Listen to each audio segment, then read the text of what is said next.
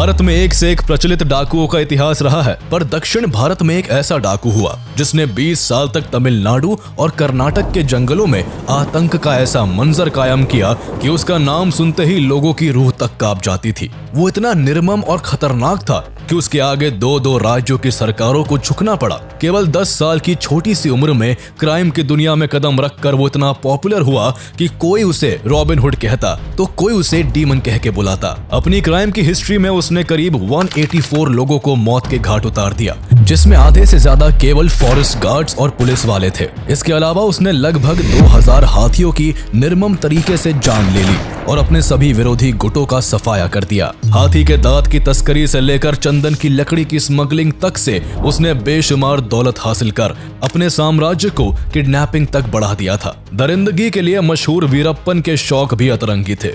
वो खूंखार दिखने के लिए न केवल लंबी लंबी मूछें रखता बल्कि पुलिस अधिकारी को मारकर उनके सर से फुटबॉल भी खेला करता था। एक समय ऐसा आया कि उसने कन्नड़ सिनेमा के सुपरस्टार राजकुमार को किडनैप किया तो कभी कर्नाटका के फॉर्मर मिनिस्टर नागप्पा को किडनैप कर उनकी दिन दहाड़े हत्या कर दी, जिससे पूरे भारत में सनसनी फैल गई।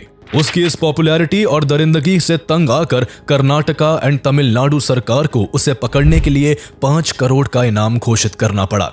फिर भी 20 सालों में 220 करोड़ खर्च करने के बावजूद भी पुलिस कभी उसे जिंदा नहीं पकड़ सकी। तो आइए जानते हैं कहानी भारत के most wanted criminal Koose Munusamy Veerappan की, जिसने पूरे दुनिया में अपराध का ऐसा डंका बजाया कि उसके मरने पर विदेशी मीडिया का शीर्षक था डेथ ऑफ अ डीमन।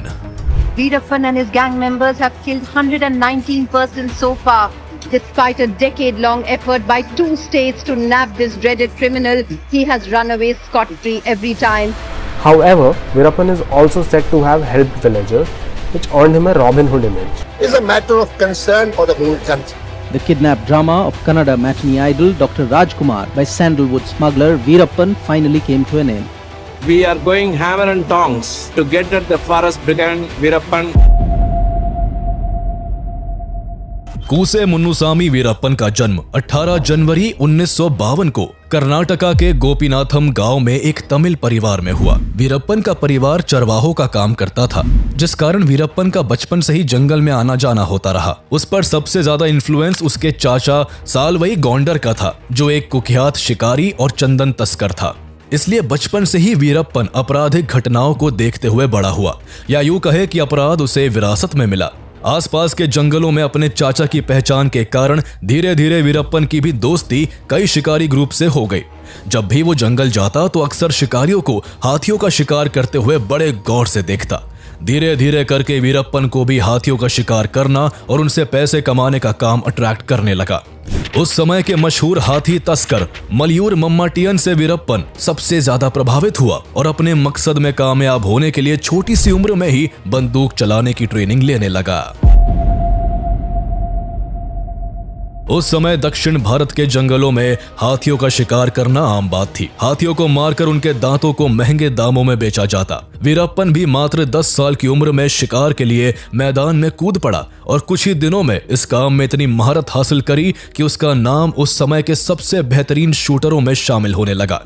कई हाथियों की जान लेने के बाद वो 17 साल की उम्र में इंसानों का कत्ल भी करने लगा, जिसकी शुरुआत उसने जंगल के भीतर एक फॉरेस्ट गार्ड की हत्या करके की। शुरुआत में वो केवल अपने चाचा सालवई गौंडर के लिए काम करता था, लेकिन अपराध की दुनिया में बड़ा नाम कमाने के चक्कर में वो अपने चाचा से भी अलग हो गया और मात्र 18 साल की उम्र में एक शिकारियों के ग्रुप में शामिल होकर उसने धीरे धीरे अपना रुतबा बढ़ाना शुरू कर दिया। कुछ ही दिनों के अंदर उसने इस ग्रुप पर इस कदर पकड़ बना ली कि हर काम में वो अपने ग्रुप के हेड के बजाय खुद ही डील करने लगा। तस्करी के इस काम में बेशुमार पैसा था, इसलिए तेजी से वो फॉरेस्ट डिपार्टमेंट्स की नजरों में भी आने लगा था। धीरे धीरे करके वीरप्पन पहले से जंगल में पैठ बनाए पुराने तस्करों से भी आगे निकलता जा रहा था, इसलिए उन लोगों ने जल्द से जल्द वीरप्पन को अपने रास्ते से हटाने का फैसला कर लिया। अब जब भी वीरप्पन कोई डील करता उसकी खबर पुलिस को लग जाती और उसे डील को बीच में ही छोड़कर जंगल भागना पड़ता था। पुलिस को ये सारी इन्फॉर्मेशन उसके कॉम्पिटिटर्स दे रहे थे, जिस वजह से उसकी दौलत और शोहरत तेजी से गिरने लगी। वीरप्पन को अपनी गिरती शोहरत जरा भी रास नहीं आ रही थी, इसलिए जो भी उसकी डील की मुखबिरी पुलिस को करता था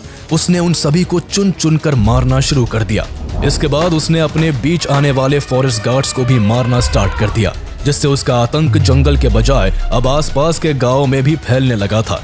अब वीरप्पन जंगल में केवल अपना शासन और आतंक का साम्राज्य स्थापित करना चाहता था, इसलिए वो एक एक करके जंगल के बाकी सभी तस्कर गिरोहों को भी खत्म करने लगा। जैसे जैसे वो लोगों की मौत से अपने हाथ रंग रहा था, वैसे वैसे उसका रुतबा और उसकी शोहरत पड़ोसी राज्यों के जंगलों में भी बढ़ती जा रही थी। इस तरह तमिलनाडु और कर्नाटका के जंगलों के चप्पे चप्पे पर वीरप्पन का कंट्रोल हो गया। उसने इस दौरान अपनी गैंग में करीब 100 लोग जोड़ लिए थे, जो हाथियों को मारने के लिए किसी पानी वाले क्षेत्र में कई दिनों तक तैनात रहते, और जैसे ही कोई हाथी प्यास बुझाने वहां आता, वीरप्पन सीधा हाथी के सर के बीचों बीच गोली मारकर उसकी जान ले लेता। उसके इस काम में अड़ंगा डालने वाले सभी लोगों को उसने मार डाला, जिनमें पुलिस अधिकारी, वन अधिकारी और मुखबिरों की संख्या सबसे ज्यादा है। आइवरी के कारोबार से वीरप्पन ने खूब मोटा पैसा कमाया, लेकिन इस कमाई के लिए उसने करीब 2000 हाथियों को मार दिया था, जिस कारण जंगलों में हाथियों की घटती संख्या सरकार के लिए सरदर्द बनती जा रही थी। इसलिए तमिलनाडु और कर्नाटका की गवर्नमेंट ने जंगलों में फॉरेस्ट ऑफिसर्स की गश्ती को बढ़ाकर हाथी के दांत से बने प्रोडक्ट्स की बिक्री पर रोक लगा दी। हाथियों की घटती संख्या और गवर्नमेंट के इस एक्शन से वीरप्पन का बिजनेस ठप पड़ने लगा, इसलिए अब वो हाथी के दांत की तस्करी को छोड़कर चंदन की लकड़ी की स्मगलिंग करने लगा। उसने अपने जीवन काल में करीब 10,000 टन चंदन की लकड़ी काट कर बेची, जिसकी कीमत उस समय 2 अरब रुपए थी।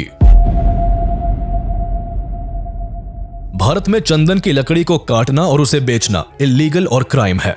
इस पर हक केवल उस राज्य की सरकार का होता है, पर वीरप्पन इस पर अपना हक मानता था और इसकी तस्करी धड़ल्ले से कर रहा था। कर्नाटक और तमिलनाडु की सरकार कई सालों की कोशिश के बाद भी वीरप्पन को पकड़ने में कामयाब नहीं हो पा रही थी। कई फॉरेस्ट ऑफिसर्स वीरप्पन को पकड़ने तो गए, लेकिन वो खुद वीरप्पन के हाथों मारे जाते। इसलिए कर्नाटका गवर्नमेंट को एक ऐसे ऑफिसर की तलाश थी जो अपने काम में माहिर और ईमानदार हो। ऐसे ही एक IFS ऑफिसर थे, P. श्रीनिवास, जिन्हें कर्नाटका गवर्नमेंट साल 1983 में प्रमोट करके deputy conservator of forest DCF के पद पर कर्नाटका के चामराजनगर में तैनात करती है। इस पूरे एरिया में वीरप्पन का कब्जा था और आए दिन उसका नाम मीडिया की सुर्खियों में रहता था। इसलिए P. श्रीनिवास ने वीरप्पन को पकड़ने के लिए इस क्षेत्र में अपना नेटवर्क बनाना स्टार्ट कर दिया। 3 साल की कड़ी मेहनत और कई प्रयासों के बाद आखिरकार 1986 में उन्होंने बैंगलोर में चल रहे सार्क सम्मेलन के दौरान वीरप्पन को पकड़ लिया। पूछताछ के लिए वीरप्पन को बूदीपाड़ागा फॉरेस्ट रेस्ट हाउस लाया गया, जहां उसे कई दिनों तक रखकर पूछताछ की गई। पूछताछ में मिली जानकारी के बाद पुलिस ने कर्नाटक, तमिलनाडु और केरल में वीरप्पन के कई ठिकानों पर छापा मारकर चोरी की गई चंदन की लकड़ियों के कई बंडल्स बरामद किए। एक दिन P. श्रीनिवास ऐसे ही किसी छापेमारी के लिए बाहर गए हुए थे कि तभी उनकी अनुपस्थिति में वीरप्पन को वहां से भागने का सही मौका हाथ लगा और वो किसी तरह पुलिस को चकमा देकर वहां से भाग निकला। पुलिस से भाग निकलने के बाद साल 1987 में वीरप्पन और ज्यादा चर्चा में तब आ गया जब उसने चिदम्बरम नाम के एक फॉरेस्ट ऑफिसर को किडनैप कर बड़ी ही निर्दयता से उनकी हत्या कर दी।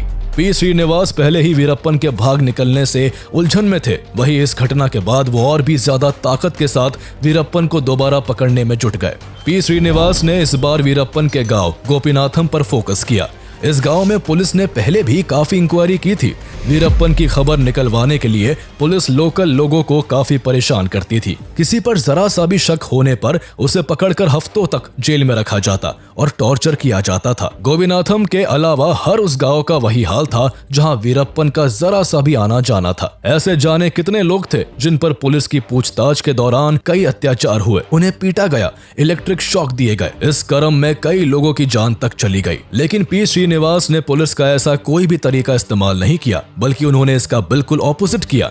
उन्होंने वहां लोगों को परेशान करने और उन पर जोर जबरदस्ती करने के बजाय उनकी मदद करके उनके दिलों में जगह बनाई। P. श्रीनिवास ने गांव के लोगों के लिए सड़कें, गॉडेस मरियम्मन का मंदिर, पीने के पानी की सुविधा के अलावा गरीबों के लिए 40 घर भी बनवाए। इन सभी कामों के लिए कुछ गवर्नमेंट फंड का इस्तेमाल भी किया गया, तो कुछ पैसे श्रीनिवास ने अपनी सैलरी से भी दिए। इस दौरान उन्होंने कई लोगों को रोजगार भी दिलाए, जिसमें वीरप्पन की बहन मारी भी शामिल थी। मारी को भी एक डिस्पेंसरी में काम दिलवाया गया था। इस तरह P. श्रीनिवास गोपीनाथम में लोगों के चहीते बन गए और वहां अपना एक लोकल इंटेलिजेंस नेटवर्क क्रिएट करने में सफल रहे, जो वीरप्पन को पकड़ने के लिए उनकी मदद करने लगा। इसके बाद वीरप्पन और उसके परिवार की सभी एक्टिविटीज की खबर P. श्रीनिवास को मिलना शुरू हो गई और वो उसे अरेस्ट करने के लिए प्लानिंग करने लगे। लेकिन एक दिन वीरप्पन के लोगों ने उन इन्फॉर्मर्स को पुलिस की जीप में घूमते हुए देख लिया। ये जानकारी जब वीरप्पन को मिली तो उसने उन सभी इन्फॉर्मर्स को बेरहमी से मार डाला और उनके सर को काटकर पूरे गांव में घुमाया। ये सब देखकर पब्लिक के अंदर वीरप्पन का डर बुरी तरह बैठ गया, जिसके बाद से पी श्रीनिवास को वीरप्पन से रिलेटेड कोई भी इंफॉर्मेशन मिलना बंद हो गई। अपना आतंक कायम रखते हुए वीरप्पन ने 1990 में मुथु लक्ष्मी से शादी कर ली। इसके कुछ ही दिन बाद फरवरी 1990 में पुलिस को वीरप्पन की चंदन तस्करी की एक बड़ी डील की इंफॉर्मेशन मिली। डील की जगह पता चलते ही पुलिस ने उस जगह को चारों ओर से घेर लिया। वीरप्पन को बचने के लिए अपना सारा माल छोड़कर वहां से छुपते छुपाते भागना पड़ा। इस दौरान लगभग 1.5 करोड़ रुपए कीमत की चंदन की लकड़ी को पुलिस ने बरामद किया। इस कार्रवाई से वीरप्पन को भारी नुकसान हुआ था, जिससे वो पुलिस के प्रति और अधिक क्रूर हो गया। वीरप्पन का यह गुस्सा तब और बढ़ गया जब उसे उसकी बहन मारी की सुसाइड की खबर मिली। इसके लिए उसने पी श्रीनिवास को दोषी ठहराया। दरअसल जब से पी श्रीनिवास ने वीरप्पन की बहन को काम दिलाकर मदद की थी, तब से उनके अफेयर की अफवाह उड़ने लगी थी। इसलिए बहन की आत्महत्या के लिए वीरप्पन पी श्रीनिवास को जिम्मेदार मानने लगा। वो पहले से ही श्रीनिवास द्वारा अरेस्ट किए जाने और उसकी डील्स को बर्बाद करने के लिए गुस्से में था, और अब बहन की मौत के बाद पी श्रीनिवास से बदला लेने के लिए वो और भी ज्यादा बेसब्र हो गया। कुछ वक्त बाद ही उसे अपना बदला लेने का अच्छा मौका दिखा। दरअसल जुलाई 1991 में पी श्रीनिवास का STF में कार्यकाल समाप्त हो गया, जिसके बाद उन्हें मुहैया की गई सुरक्षा कम कर दी गई। सही मौका पाकर वीरप्पन ने पी श्रीनिवास के खिलाफ प्लानिंग करते हुए अपने छोटे भाई अर्जुनन के जरिए श्रीनिवास को संदेश भिजवाया कि वो सरेंडर करना चाहता है, लेकिन इसके लिए उन्हें अकेले उससे मिलने जंगल आना होगा। हालांकि ये सब वीरप्पन की चाल थी, पर पी श्रीनिवास इसमें फंस गए और वीरप्पन से मिलने अकेले ही जंगल की ओर निकल पड़े। उनके वहां पहुंचते ही वीरप्पन ने उन्हें बेरहमी से मार डाला। ऐसा माना जाता है कि वीरप्पन उनके सर को काटकर अपने साथियों के साथ फुटबॉल खेला करता था। इस तरह की निर्मम हत्या से पूरा देश दहल चुका था। उसकी दरिंदगी के किस्से देश के कोने कोने में मशहूर होने लगे थे। अकेले वीरप्पन ने 2-2 राज्यों की पुलिस की नाक में दम कर रखा था।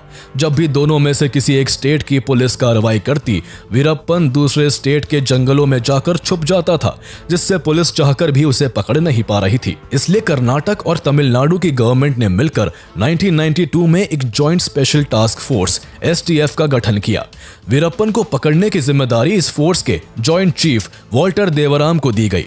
फरवरी 1992 में कर्नाटका टास्क फोर्स ने वीरप्पन के अड्डों पर कार्रवाई करते हुए उसके राइट हैंड गुरुनाथन को मार गिराया। इस पूरे ऑपरेशन में SI शकील अहमद की बड़ी भूमिका थी और उनकी बहादुरी के कारण ही यह संभव हो पाया था। इस घटना के बाद वीरप्पन चुप नहीं बैठा और 3 महीने बाद ही रामपुरा पुलिस स्टेशन पर हमला कर कई पुलिस कर्मियों को मारकर उनके हथियारों को लूट लिया। वीरप्पन इस तरह एक के बाद एक कई अटैक्स करता है, जिसके बाद STF हरकत में आ जाती है और उसके सभी अड्डों के आसपास सघन तलाशी अभियान शुरू कर देती है, पर STF को कुछ भी हाथ नहीं लगता। वहीं दूसरी तरफ वीरप्पन आइवरी की एक फेक डील की अफवाह फैलाता है, जिसके चलते 14 अगस्त 1992 को SP हरि कृष्ण और SI शकील अहमद अपनी टीम के साथ उसे पकड़ने के लिए जंगल पहुंच जाते हैं। यहाँ वीरप्पन प्लानिंग के तहत घात लगाकर उन पर हमला करता है, जिसमें SP हरि कृष्ण और SI शकील अहमद समेत 5 पुलिस कर्मियों की जान चली जाती है। वीरप्पन का पुलिस वालों पर कहर बरस रहा था। पुलिस उसे पकड़ने जाती है और खुद उसका शिकार हो जाती। वीरप्पन इस बार IPS ऑफिसर के गोपाल कृष्णन को टारगेट करता है और 1993 में कोलाथपुर गांव में पोस्टर लगाकर खुद को पकड़ने के लिए गोपाल कृष्णन को ललकारता है। इस खबर से पूरे इलाके में सनसनी फैल जाती है और गोपाल कृष्णन वीरप्पन के इस उकसावे में आकर उसे पकड़ने के लिए अपनी टीम के साथ जंगल निकल पड़ते हैं। उनके साथ 15 इन्फॉर्मर्स, 2 फॉरेस्ट गार्ड्स और 5 पुलिस वाले भी एक अन्य बस में सवार थे, जो उनके आगे आगे चल रहे थे। वीरप्पन भी उनकी हर गतिविधि पर नजर गड़ाए बैठा था और उसने पहले से ही रास्ते में लैंड माइन्स को बिछवा दिया था। जैसे ही बस पलार ब्रिज के पास पहुंचती है, बस को विस्फोट से उड़ा दिया जाता है। बस में सवार सभी 22 लोग मारे जाते हैं, लेकिन गोपाल कृष्णन दूसरे व्हीकल में होने के कारण बच जाते हैं। इस विस्फोट में वो गंभीर रूप से घायल होते हैं और उन्हें ठीक करने के लिए डॉक्टर्स को 9 सर्जरीज करनी पड़ती है। इस घटना के बाद पुलिस प्रशासन की साख पर गंभीर प्रश्न चिन्ह लग चुका था। इसलिए STF ने अपनी ऑपरेशन को और तेज कर दिया और वीरप्पन के गांव में सघन तलाशी शुरू कर दी। इस दौरान मई 1993 में पुलिस उसके परिवार वालों से पूछताछ करती है और उसकी पत्नी मुथु लक्ष्मी को अपने पति का सहयोग करने के जुर्म में गिरफ्तार कर लेती है। हालांकि उसे कुछ दिनों के बाद छोड़ दिया जाता है।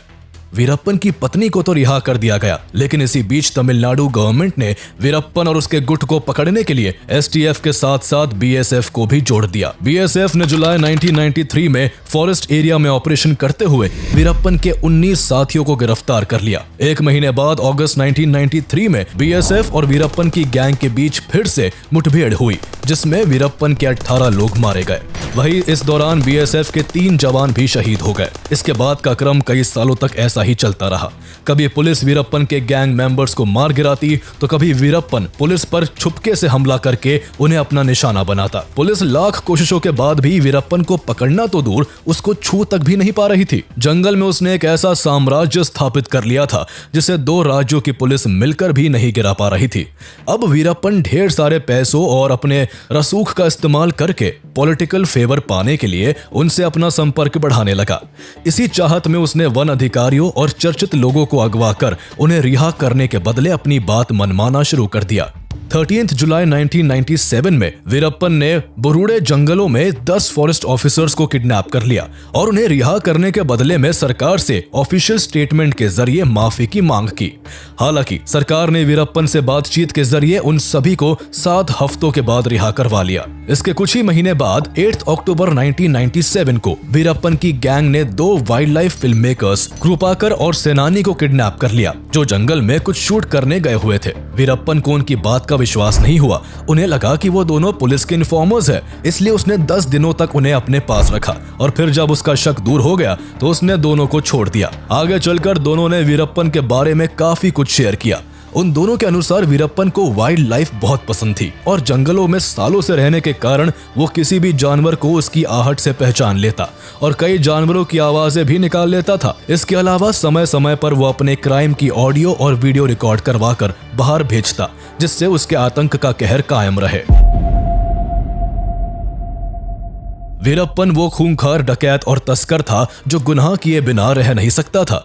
उसे मानो कोई ना कोई अपराध करने का चाव लगा हुआ था। वो अपने क्राइम्स के जरिए सुर्खियों में बना रहना चाहता था। इसलिए साल 2000 में वीरप्पन ने दक्षिण भारत के मशहूर फिल्म अभिनेता राजकुमार को उनके ही घर से किडनैप करके पूरे भारत में सनसनी मचा दी। इस किडनैपिंग ने जहां लोगों को हैरान कर दिया, तो वहीं कर्नाटका गवर्नमेंट पर प्रेशर बढ़ गया था और गवर्नमेंट को वीरप्पन की कई मांगों को मानने पर मजबूर होना पड़ा। राजकुमार को छुड़ाने के लिए हुए नेगोशिएशन में तमिल मैगजीन नक्खीरन के एडिटर आर गोपाल ने बड़ी भूमिका निभाई थी। उन्होंने वीरप्पन के साथ कई दौर की बातचीत की, जिसमें उसने अपनी कई डिमांड्स को सामने रखा। वीरप्पन ने तमिलनाडु और कर्नाटक में चल रहे कावेरी वाटर डिस्प्यूट पर तमिलनाडु के लिए जस्टिस की मांग की। साथ ही उसने तमिल को कर्नाटक की सेकंड लैंग्वेज बनाने की बात भी रखी। इसके अलावा उसने अपने कई साथियों को तमिलनाडु और कर्नाटका की जेलों से रिलीज करने और 1000 करोड़ की फिरौती देने का भी दबाव बनाया। वीरप्पन की 10 से ज्यादा डिमांड्स में कुछ डिमांड ऐसी भी थी जिन्हें आज तक पब्लिक नहीं किया गया। उस समय यह मामला इतना हाई प्रोफाइल और चर्चित था कि कर्नाटका के चीफ मिनिस्टर एस.एम. कृष्णा को तमिलनाडु का दौरा करना पड़ा और वीरप्पन की मांगों को लेकर वहां के चीफ मिनिस्टर एम. करुणानिधि से बातचीत करनी पड़ी। काफी मशक्कत के बाद आखिरकार 108 दिनों के बाद राजकुमार को रिहा कराया जा सका।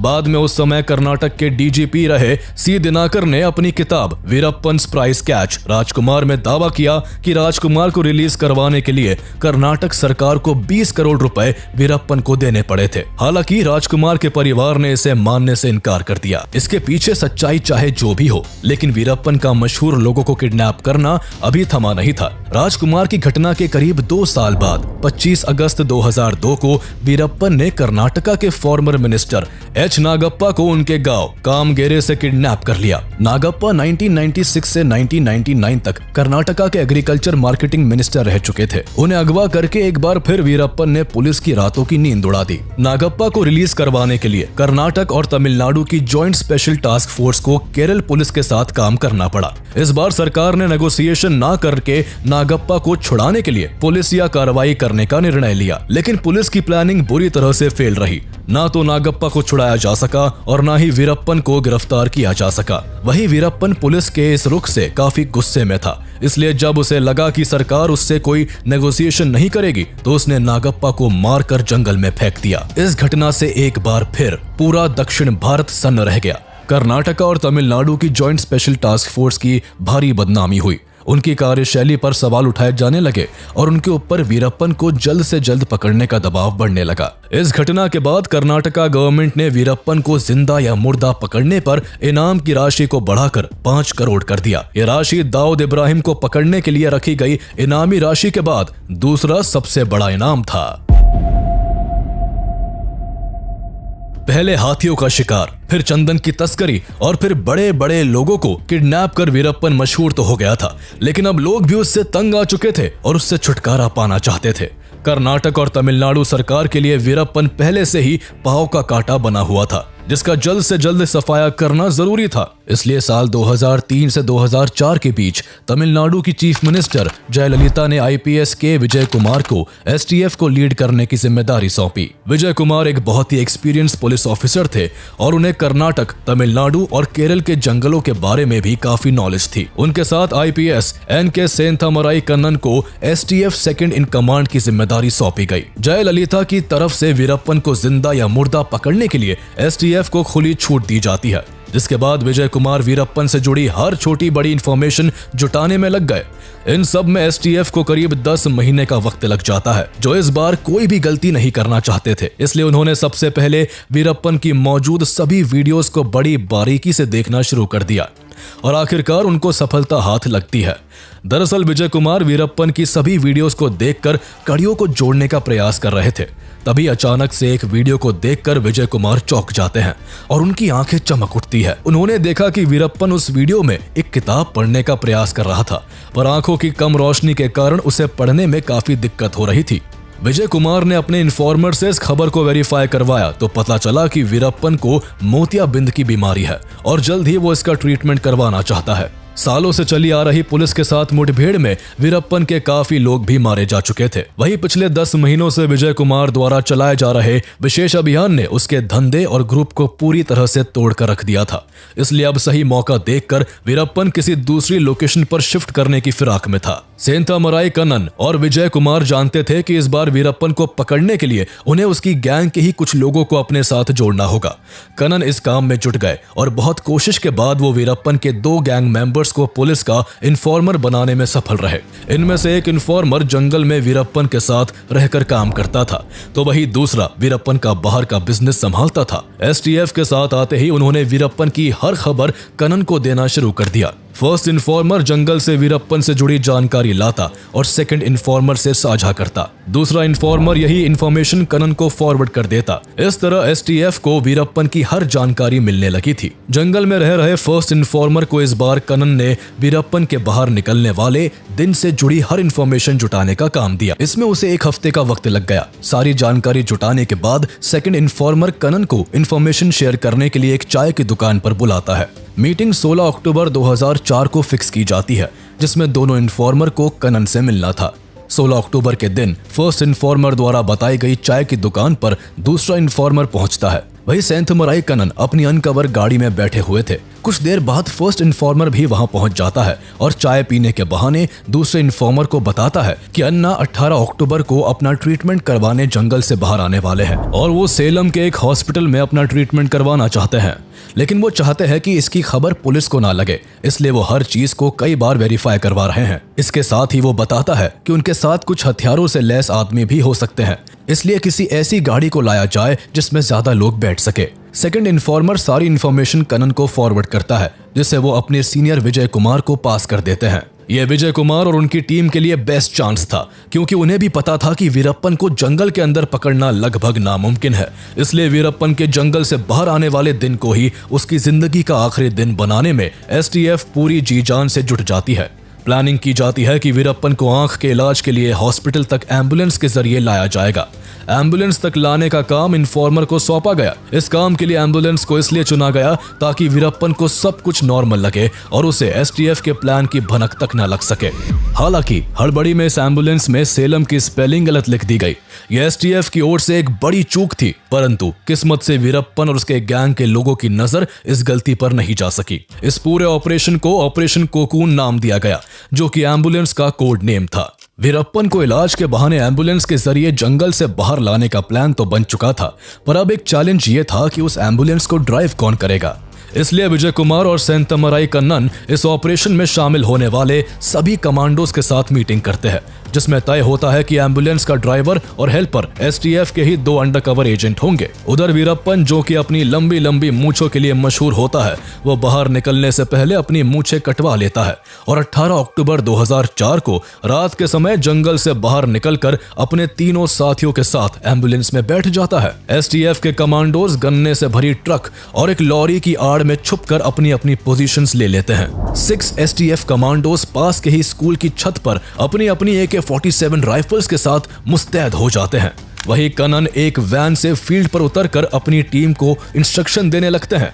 जैसे ही एम्बुलेंस उस जगह पहुंचने वाली होती है, उसका ड्राइवर पहले गाड़ी की नीली बत्ती जलाता है और फिर आगे की फॉग लैंप जलाता है। दरअसल ये एसटीएफ का एक सीक्रेट कोड होता है, जिसका मतलब होता है कि गाड़ी में वीरप्पन के अलावा और भी लोग हैं और सभी के पास हथियार है। ये देखते ही कनन तेजी से दौड़ने लगते हैं और थम्स अप दिखाकर विजय कुमार और बाकी की टीम को अलर्ट कर देते हैं। जैसे ही एम्बुलेंस एसटीएफ के नजदीक पहुंचती है, सबसे पहले ट्रक से रास्ता ब्लॉक कर दिया जाता है और इसी बीच एम्बुलेंस का ड्राइवर तेज ब्रेक मारता है ताकि उसमें बैठे वीरप्पन और उसके लोगों को तेज झटका लगे और वो अनबैलेंस होकर एक दूसरे पर गिर जाए। ऐसा करने के तुरंत बाद एसटीएफ के दोनों कमांडोज तेजी से एम्बुलेंस से कूदकर अपनी टीम से जा मिलते हैं। वीरप्पन कुछ समझ पाता कि तभी एसटीएफ अनाउंसमेंट करके वीरप्पन को सरेंडर करने को कहती है। वीरप्पन को अब सारा खेल समझ आ चुका था, पर उसे इस तरह खुद को पुलिस के हवाले करना बिल्कुल भी बर्दाश्त नहीं था। इसलिए अनाउंसमेंट के तुरंत बाद उसने और उसके तीनों साथियों ने पुलिस पर फायरिंग करना शुरू कर दी। एसटीएफ ने भी जवाबी कार्रवाई करते हुए 20 मिनट के अंदर ही एम्बुलेंस पर 338 राउंड फायरिंग की। इस अंधाधुन गोलीबारी में वीरप्पन और उसके तीनों साथी मारे जा चुके थे। इस खबर के बाद तमिलनाडु और कर्नाटका की सरकारों ने राहत की सांस ली। उनका सबसे बड़ा सरदर्द अब खत्म हो चुका था।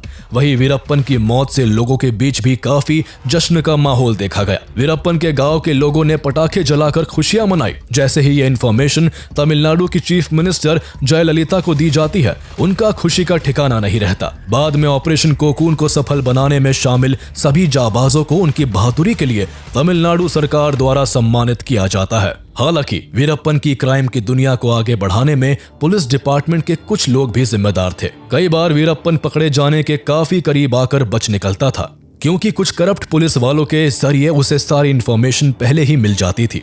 वीरप्पन को पकड़ने के लिए कर्नाटक और तमिलनाडु की सरकार को 20 सालों में 220 करोड़ खर्च करने पड़े, लेकिन फिर भी कुख्यात और चालाक वीरप्पन को पुलिस कभी जिंदा नहीं पकड़ पाई। वीरप्पन की मौत के बाद उसके एनकाउंटर के बारे में मीडिया में कई तरह की थ्योरीज चली। कोई कहता कि वीरप्पन को पुलिस ने 3 दिनों तक टॉर्चर करके मार दिया, तो कोई बताता कि वीरप्पन सरेंडर करना चाहता था पर उसे मौका नहीं दिया गया। कहा तो यहाँ तक भी जाता है कि अगर वो जिंदा पकड़ा जाता तो कई पॉलिटिशियंस और ऑफिसर्स भी फंस सकते थे। हालांकि सच्चाई क्या है, इसका राज वीरप्पन की मौत के साथ ही दफन हो गया।